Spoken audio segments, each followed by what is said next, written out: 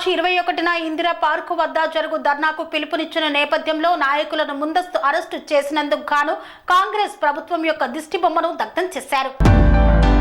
CITU ఆధ్వర్యంలో భవన నిర్మాణం, హమాలి, ట్రాన్స్పోర్ట్, బీడీ కార్మికులైన అసంఘటిత రంగ కార్మికులకు సామాజిక భద్రత, జీవన భృతి, వెల్ఫేర్ బోర్డు సంక్షేమ పథకాల అమలుకై మార్చి 21న ఇందిరా పార్క్ మహాధర్నాకు వెళ్తున్న నాయకులను, కార్మికులను అక్రమంగా అరెస్టు చేయడాన్ని నిరసిస్తూ సిద్దిపేట జిల్లా దుబ్బాకలో రాష్ట్ర ప్రభుత్వం దిష్టిబొమ్మ దహనం చేశారు.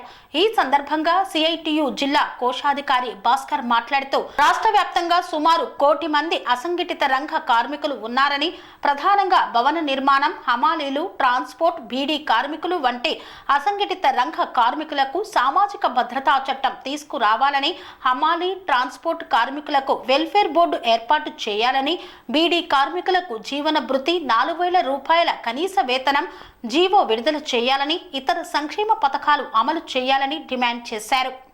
ఈరోజు సిఐటియు ఆధ్వర్యంలో రాష్ట్ర ప్రభుత్వం నిన్న అక్రమంగా అరెస్టులు చేసిన దానికి నిరసనగా ఈ రాష్ట్ర కమిటీ పిలుపులో భాగంగా సిద్దిపేట జిల్లా దుబ్బాక మండల కేంద్రంలో రాష్ట్ర ప్రభుత్వం దిష్టిబొమ్మ దహనం చేయడం జరిగింది.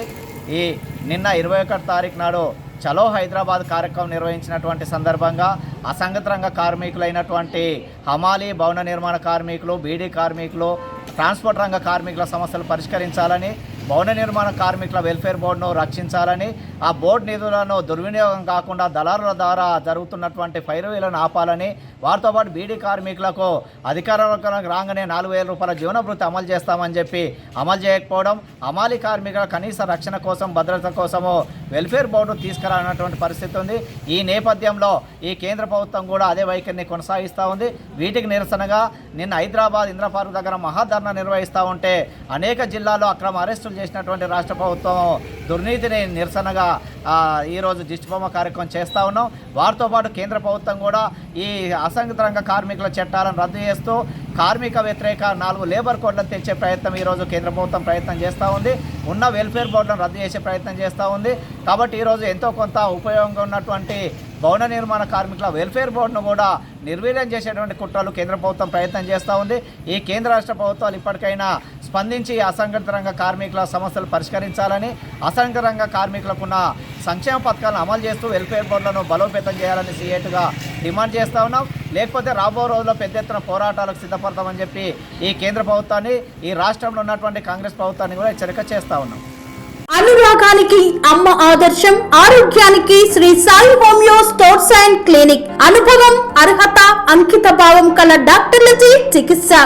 అన్ని రకాల ఆరోగ్య సమస్యలకు నమ్మకమైన ఎంపిక Shri Sai homeo stores and clinic. Diabetes, కీళ్ల నొప్పులు, సయాటికా, వెన్నుముక సమస్యలు, థైరాయిడ్, నిద్రలేమి, మానసిక సమస్యలు, ఋతు సమస్యలు, అన్ని రకాల దీర్ఘకాలిక వ్యాధులకు ప్రత్యేక హోమియో వైద్యం. అందరికీ అందుబాటులో అంతర్జాతీయ హోమియో వైద్యం Sri Sai homeo stores and clinic. మీ ఆరోగ్య సమస్య ఏదైనా ఇప్పుడు పరిష్కారం సాధ్యం.